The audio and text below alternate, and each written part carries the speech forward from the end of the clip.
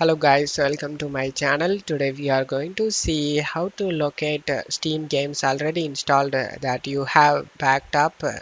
No download needed guys. You just need to open up File Explorer, go to this PC, local disk C, program files x86, Steam folder, Steam apps folder,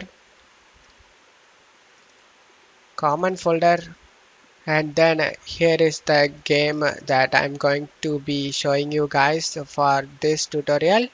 So once you find your game folder, you just need to copy and paste the folder in here.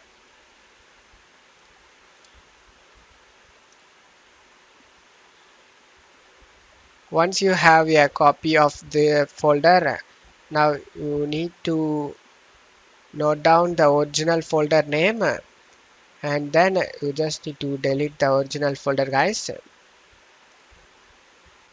Once you have the copy of the folder its own, you just need to right click on it, just select the rename option, and you just need to backspace these items guys. So minus copy, backspace it and press enter.